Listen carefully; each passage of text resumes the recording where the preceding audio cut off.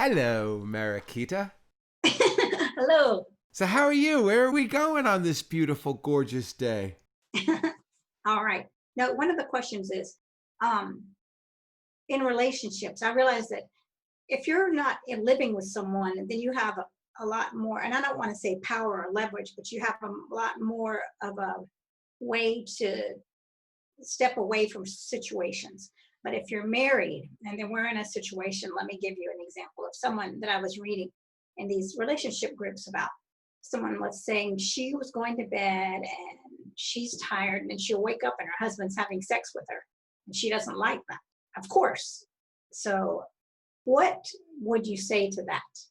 There's a lot to speak to that. Number one, I don't think that I'm just being politically correct when I say no freaking way. That is so uncool. Even though that is politically correct, what people would say in this day and age. But in this case, I got to say that conventional thought is insanely accurate here, which is rare, I might add. So, but in this case, it's like when someone wants to leave a relationship. If one person wants to leave a relationship, the relationship is over. You don't need two people to want to leave a relationship. You don't have to have consensus that this relationship is over. If one person says the relationship is over, sorry, person that doesn't want to leave this relationship, it's over. You lose. You don't get the say. It's the same thing when it comes to like love and sex, especially, making love to another person and they're doing it without their consent. Now, if she had said early on, which clearly she hasn't, but there are some people like my wife who would be like, please wake me up and do me, in which case, which of course I don't still, even though that's like almost like a fantasy of hers, it still goes against the grain of everything that feels sacred to me. And it's like, no, I want your conscious, awake endorsement, I can't even tell you. It just feels wonky for me. But she doesn't ask for it like it's a fantasy of hers. So I'm withholding her fantasy. But, she's always like, hey, if you're ever in this position, go for it. And I'm like, well, I'm never in that position. It's not what I feel. If it was something that she felt strongly about, then I would force myself to do that because I could. It's not a big deal. But in this situation, the fact that she doesn't like it, that's like a major infraction on so many levels, energetically, respectfully. And that has to be well established, which is why I'm probably killing this answer. But I'm trying to really like hit home how amazingly unacceptable that really, really, really is on so many freaking levels. It says a lot about the relationship. It says a lot about his inability to respect and really learn what it means to be a lover, to listen and pay attention. Some people, because of their sexual urges, they, can't really control themselves. And that's horrific because that's no excuse that you have strong urges.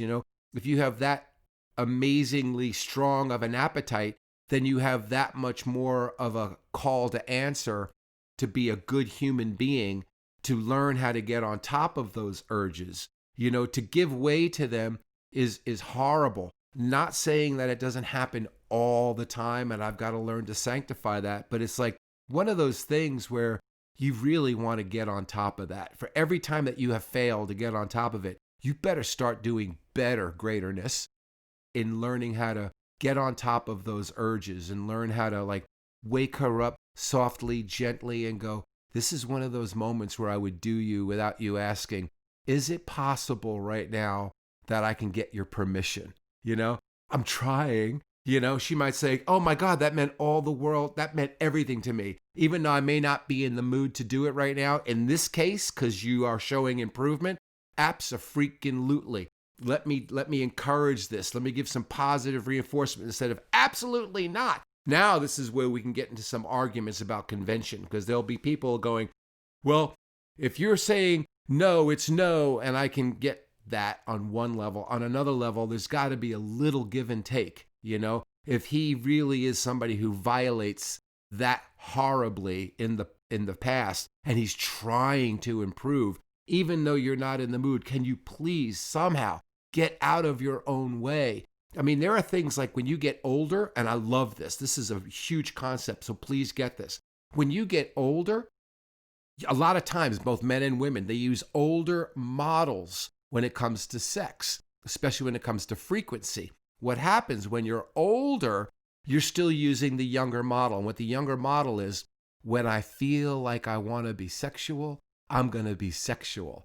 And that model doesn't work as you get older. Actually, when you get older, it's got to be like, you've got to start the act of sex and then you start to feel sexual. Where when you're younger, it's the opposite. You feel sexual, you have sex. When you're older, you got to remind yourself that doesn't happen anymore that frequently. It might still happen and makes you think that it's still happening, but it doesn't happen as frequently. And if you've got a partner that has a big appetite, then you're going to have to learn how you can like preheat the oven, so to speak, to get things going so that you are in the mood for sex. Because if you're waiting for the mood to just organically hit, you're going to be in a sexless marriage before you know it, because it's normal for that to die down. So you're trying to use that same model. When I'm 21, I have to wait until I'm feeling the urges, then I'll have sex. Well, at 51, that's not the case. So, you got to really be okay, and you got to manage that and take responsibility for that. And if you want to have an active sex life, you can't use a model that works for you when you're 21, when you're 51 or 61.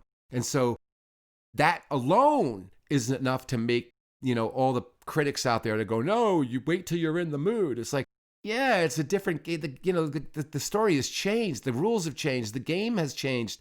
How you actually have sex when you're older changes. You do have to preheat the oven a little bit. You got to go in front of the romantic feelings, and then you actually stimulate the romantic feelings. So that's what I'm saying in this case. Even though she might be 21, 31, she may be young enough. If she could begin that process of going, well, thank you. That means the world to me that you woke me up. I'm really not in the mood for sex right now at all. And this is, a big improvement. And I didn't really appreciate what you did before. It's horrific. It's unforgivable. This is an improvement. I mean, I could hold my ground and say NFW, no fucking way. Or I can just concede and go, let me reward this because I really didn't like it. This is a step in the right direction. Now, go ahead. If we post this, I'd get a lot of letters of hate because, that's Well, the world we live in. Then you'd have to say, well, the Bible says that, The Bible does say that. Francis is all into that. Like you schedule it like every Friday, no matter what. And there is something to be said about that. Even if you had sex on Thursday or Wednesday or whatever, for Francis, it's Friday because it's the end of her work week and she doesn't do what I do for work. So for her, the weekend really, really matters. I absolutely love what I do. So it's not like, thank God it's Friday, I love Mondays as much as Sundays, So for her, she needs, that Friday thing to have that connection, end of a work week. And she does, as you know, with women, sex is a lot different. There's an imprinting, whatever you want to call it. It means a lot more to a woman. And thank God she just turned 50. So thank God we already had this in place.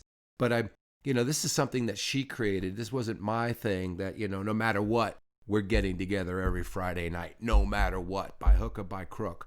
And it really has worked for us, Fortunately for me and for her, it's not the only time we connect, but it's not negotiable. It holds a standard. And I believe it makes the frequency even more because maybe you're not in the mood and you just let time go by and slip by. And then you find out you are in the middle of a sexless marriage, which I don't know what it is by definition. Maybe having sex less than once a month or something like that, or twice a month, whatever constitutes the experts a sexless marriage.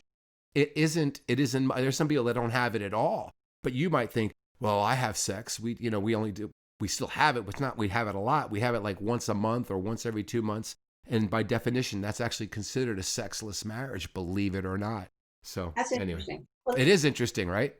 Yeah, that reminds me also about actors and watching I don't remember what it was, but about talking about acting before, and then talking about actors when they're getting ready for movies and they fall in love because they're looking into the eyes and doing everything. So then Absolutely. Specifically saying we're going to set ourselves up for doing this. If we don't have those emotions, let's get on with the eye gazing and hand holding because it's bringing all that up. This is a real slippery slope here right now, what you're getting into, or at least where I'm taking it, which is even slipperier. But Right. But the reality is when there's problems at home, and people are going to argue this one, you're more likely to take the invitation of looking longingly in someone else's eyes because that look isn't happening at home. And that's an issue. And again, Yeah. if you just don't feel like it, then it's not going to happen. So if you don't schedule your success, I do it with my coaching sessions, right? Greatness coaching. The reason you're even talking to me right now, it's scheduling your success. Well, you have to schedule your success sex life, well, you have to. You really have to. If you're not doing it, it doesn't take care of itself. It's like your car doesn't get washed on its own. You got to schedule it. Sometimes you go, my car is filthy.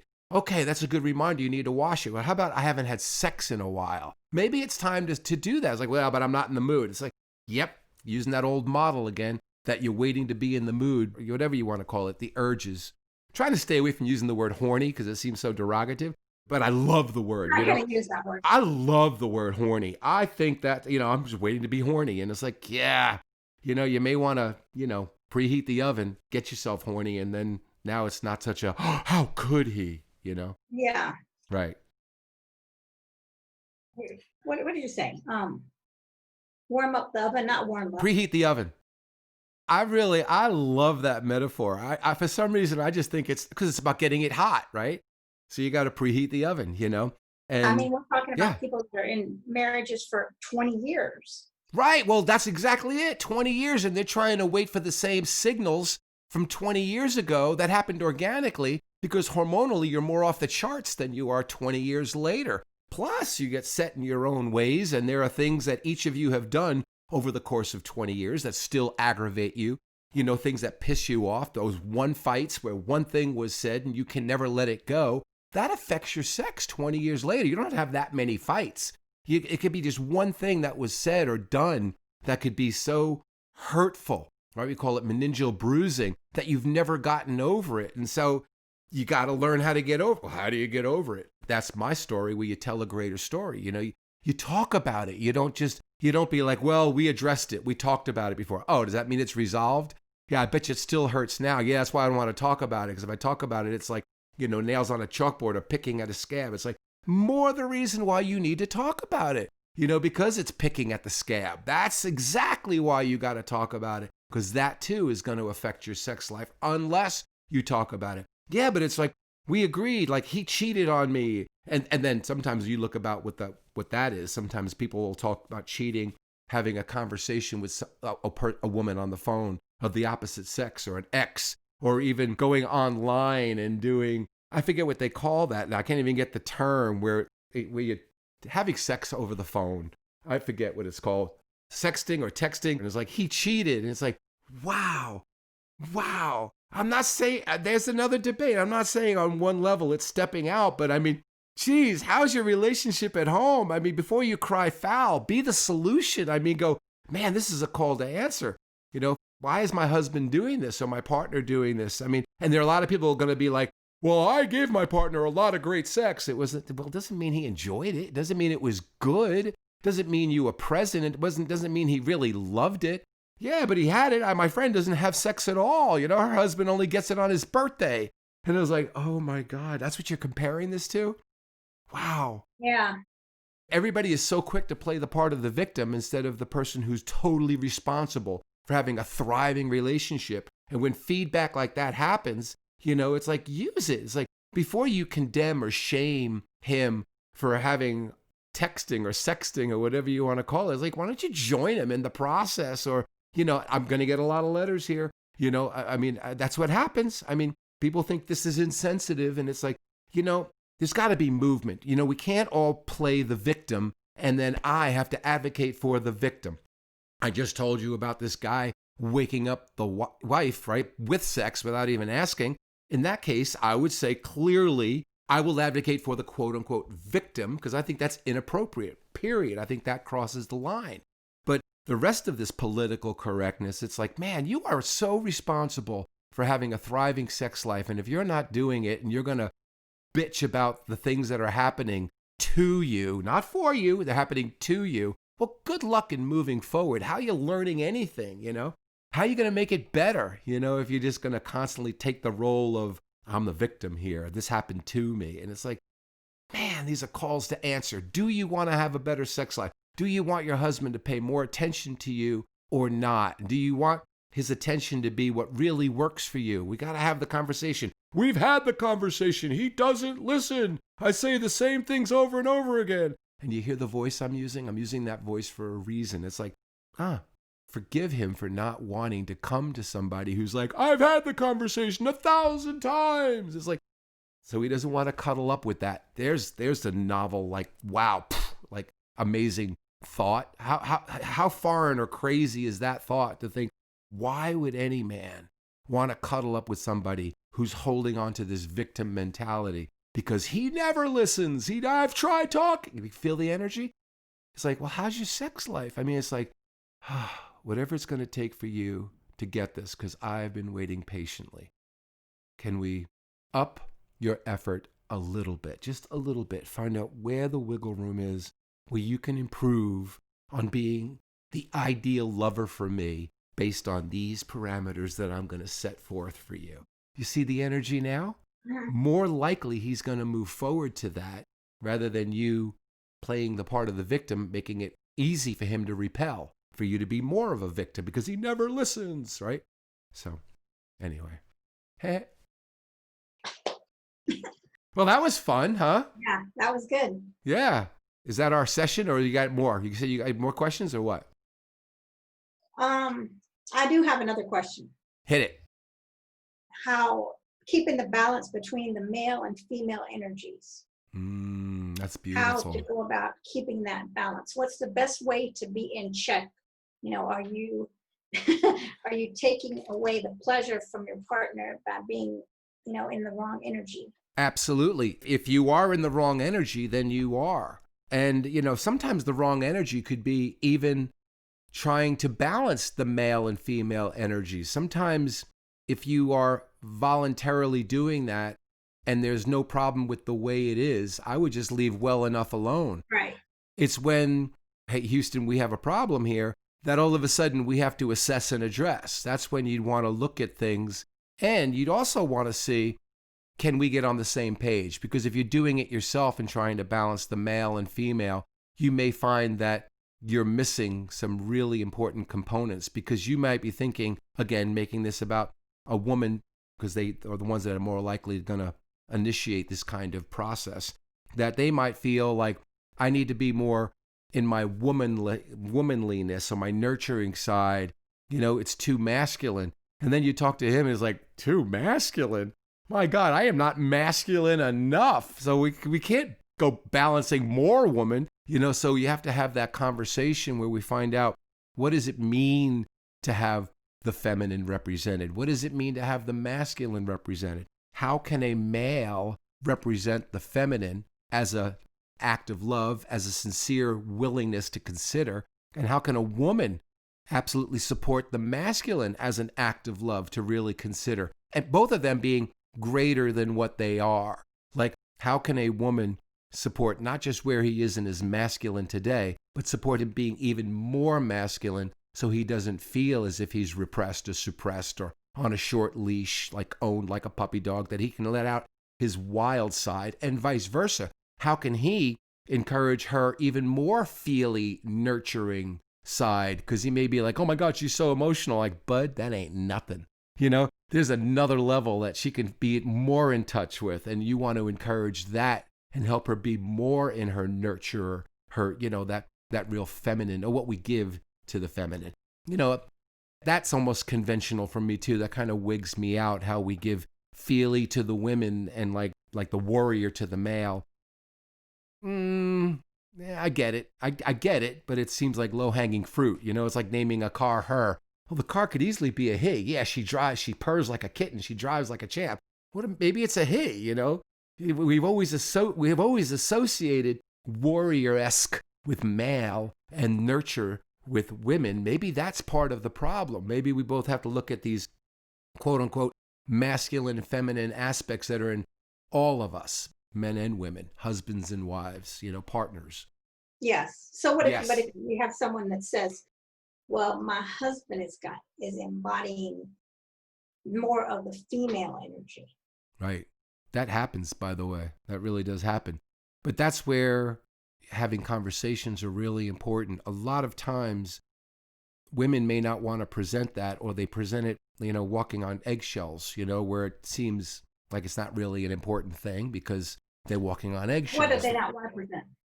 That he may be more feminine or more nurturing, and they want a man to be a man, like, just do me, big boy, I want you to meet all of my fantasies that is normal and organic for women to have, because most of our fantasies are pretty similar, really, like women can fantasize about rape. That doesn't mean they want to be raped. I mean, clearly Right. women do not want to be raped, but that's a very common fantasy. And so do not think that your fantasies are anything that need to be acted out.